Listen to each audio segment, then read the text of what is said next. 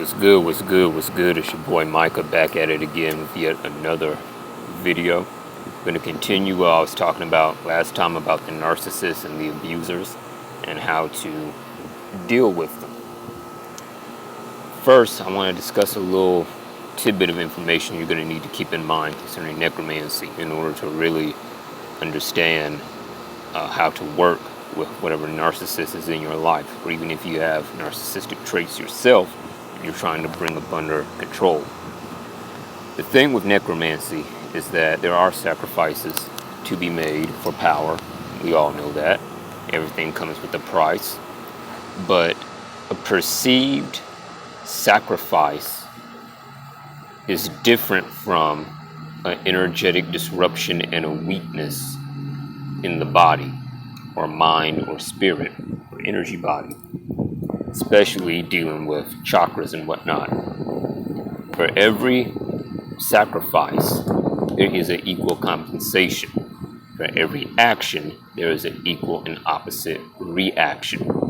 Please keep that in mind. Now, concerning those of you who are like light workers, fucking Reiki healers, or you're a necromancer and you're just struggling with fucking people in your life, what you need to do is realize that the narcissist has a warped energetic body, and the actions that they take against you are dictated by the movements of that energetic body. If you look at this psychically, it can look like a fucking, almost like a symbiote, just a writhing mass that's in constant agony and pain, and their actions energetically look like barbed tentacles lashing out. And that energetic action, if the action has an equal and opposite reaction, translates into the physical, into what they do against you. I'm going to say that again. The energetic action that they take lashes out like a barbed wire tentacle, and it translates into the mental, emotional, and physical as the habits and action and way of thinking that they take and execute against you. So, there are multiple options for this. Knowing that, you can either do, let's say, some disease or malady magic, or if you have like an onyx crystal, you can essentially vamp their fucking energy body. And that lack of energy will translate into the physical as them taking less action against you without you having to say shit to them. It will translate to them mentally as a lack of brain power, a lack of mental energy, things like that. Sometimes their spirit might break down. They start getting depressed. They start actually thinking about shit, trying to figure out what is wrong, why things are going wrong in their world. You feel me? If you are a light worker and you're trying to stay on the lighter side of things and trying to be patient and all this other kind of shit with the person, one thing you can do is take a very small sample, energetic sample of the narcissist, their energetic body, the deep layer here. And what you'll essentially do is you'll process it through your own energetic body and thus make yourself immune to it. Now, this is somewhat limited in the sense that it's coming from the person. Therefore, you're not going to attain a general immunity to all fucking narcissism from any other person, because it still has their traces of their DNA, so to speak. But in this, you'll cease being hurt by their actions. And I say hurt like that because the energetic body of that person, the narcissist, lashes out and hits your energetic body. Therefore, the reaction to that action is already dictated. That's why you feel hurt about it ahead of time. And for those of you who do like really deep shadow work and shit, that's why you keep wondering, why do I keep being hurt? Especially in relationships. See, all of this shit takes place on a deep energy level, man. It goes beyond the fucking chakras, the fucking etheric body, and all that other kind of shit. We're talking about the deep template of how a person is made up and born. This goes beyond the past lives and even their fucking shadow. All of that is dictated by their energetic body. So, if you can not necessarily warp your own energetic body, but if you can prepare yourself and have the insight, the third eye, to see the actions that are taking place before they take place, you can prevent many situations from occurring in your life, in your interactions with people. This is where self-awareness comes in. Another thing you can do, again, for light workers, Reiki healers, etc., is you can attempt to heal their energy body. I say attempt because a warped, damaged, cancerous energy body is very difficult to heal with normal means. This is where things like sorcery comes in, working with different beings like President Marcus, who has knowledge of how different energy bodies of different demons, angels, gods, etc. work, especially with humans. So if you do this the right way, you can essentially cure that person of their narcissism. If you do it the wrong way, you're going to only agitate it and cause more mental disturbance, mental pain, physical pain, etc. Which for us necromancers is, really fucking good sometimes. But if your aims are different than that, and you're trying to just break away and, go the whole no contact route, the first step is making yourself immune to that person by sampling their energy body through you. Symptoms, when you're doing it correctly, you will start to experience and see the world from the same perspective that they see the world. After you experience this for a few days, you'll still have a kind of sentience of your own perspective, but you'll be able to better understand and take better action against them and essentially play their game. Concerning abusers, whether it's physical abusers or otherwise, you can do the exact same thing. Sometimes to the point to where you gain gnosis and insight into the moves that they are going to make against you. Whether they're going to fucking throw a left hook, right hook, jab, uppercut, whatever. And knowing that, you can better prepare yourself. You can even start to take control of your own physiology and amplify it to where you're more resilient against the hits. And that will blow a motherfucker's mind. They go to swing at you, they hit, and you almost feel no fucking pain. And you're just standing there looking at them. That's a different kind of energy right there. That's a different form of dominance. Because you're telling them, you literally have no ability to hurt me. Therefore, you've already lost. And the whole thing about going no contact and leaving the situation, it becomes easier when you do it that way because you're not afraid of them anymore. If all they can do is make feeble attempts to inflict physical pain and they fail, what else can they fucking do to you? You feel me? Now, this is not an excuse or a means to say, like, risk your life in order to try out an experiment. No, I'm not saying that. I'm simply giving you a tactic you can use to better your own self and start taking your fucking power back. Because that's what's necessary to fully break away from these kinds of people. Going back to the energetic body. This is kind of where things like clairvoyance, clairsentience, etc. and psychic abilities come in. Not just the ability to fucking read a person through tarot cards or whatever, to tell what they're thinking. That's just surface level. The deepest level, or the deeper level, is to see the energetic cause behind a thing and manipulate it before it happens. Thus, you're starting to work with causality, cause and effect, etc. And that's what karma is. That way you can end your karma if you're a light worker, Reiki healer, etc. You fuck with that kind of shit.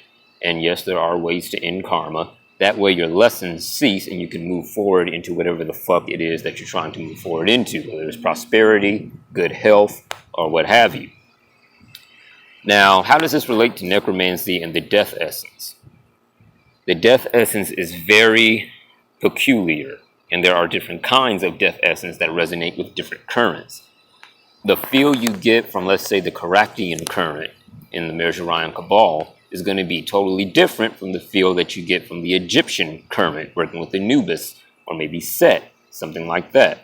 That's going to be different from working with the natural forces to cause death. Things that are not necessarily traditional, but they still bring death. You feel me? in terms of how they affect the energetic body, if you are in your affinity, your fucking specialty, whatever your area of domain is concerning death, you're going to find that physically it makes you fitter, like actually physically fitter. You start to get ripped as a motherfucker, for real. Because back in the old days, necromancers were not just skin and bones.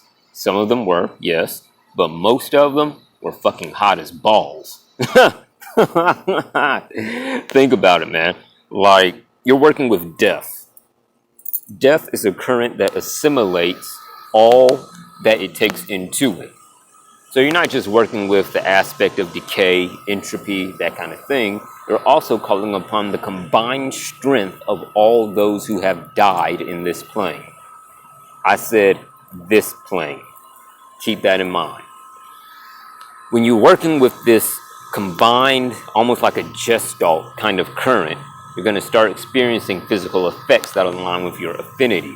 So therefore, like I said, you're going to start getting ripped as a motherfucker. You're going to start getting physically stronger, that kind of thing.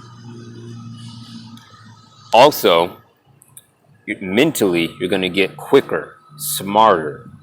You'll be able to perceive things faster. You'll be able to look into a person's mind and be like, okay, I see that this is why you're thinking like that, so I could probably make this counter move in order to get you to do this, that, or the other, or to save myself.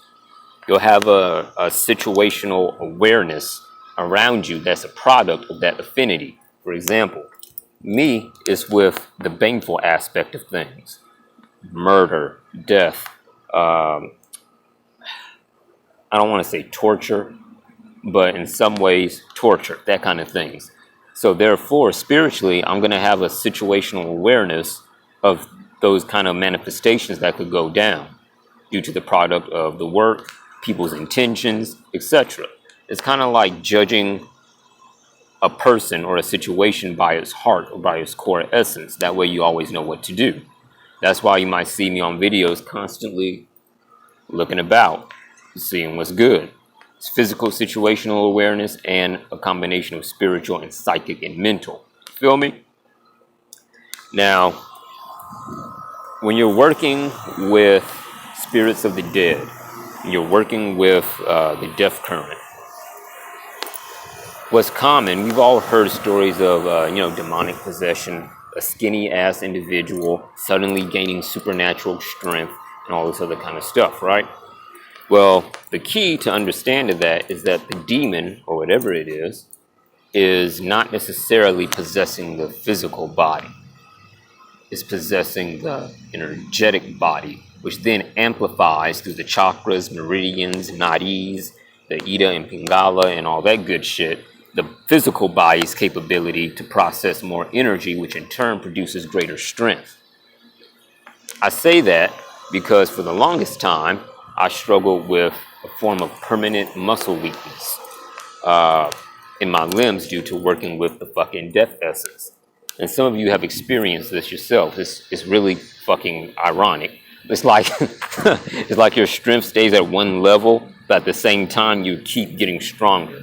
Like strength gets stored in your muscles, in your energetic body. You just can't necessarily access it. Well, as with all things in duality, there is once again, equal and opposite reaction for every action. There is a solution for every problem. You just have to know and utilize what it is. Qigong. Qigong is very good for counterbalancing the effects of death essence, especially in terms of like your limbs, your strength, etc. But what is also good is using shamanic healing in order to rewire your energetic biology to process more energy and thus more strength. And so permanent muscle weakness is really a deficiency in the energy body, so to speak. I keep saying energy body for a reason, because I'm trying to get this across to you guys that you got to stop looking at the surface, the flesh, and look deeper than the flesh in order to remedy whatever your problem is, because you're going to need that when you get really deep into the death current, invoking legions of the dead, casting death hexes almost on the daily, and all that other kind of shit. Because you can do this without shortening your lifespan. But this lack of awareness and the lack of psychic insight is what leads to these effects that most people see today. Like a fucking necromancer or black magician casting a death hex, and then that shit comes back at them and kills them.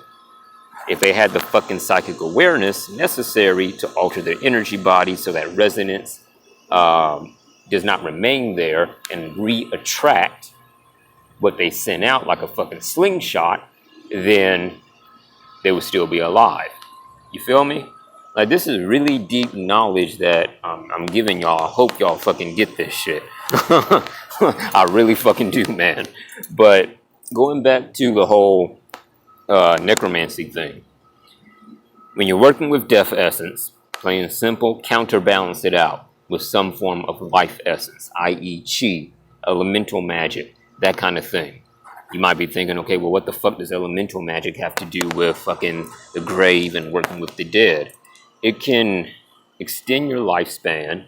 It can also give you gnosis and insight onto using non-death related currents in order to cause death. That is what a death god is. See,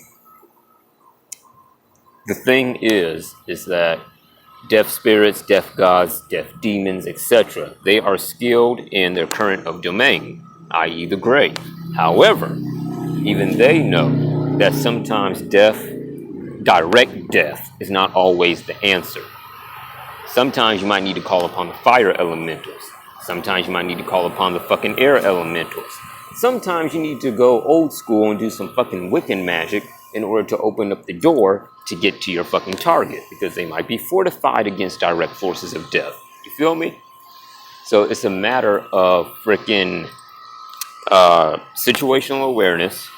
It's a matter of creativity and using your mind in unorthodox ways, which is something that does not necessarily come naturally to most necromancers.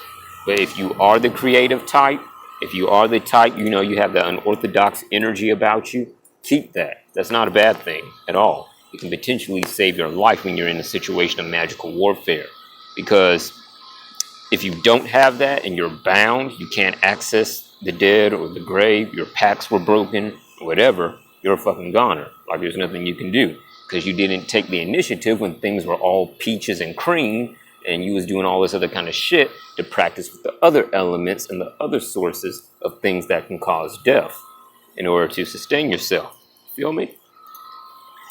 So I hope that information kind of helped you out.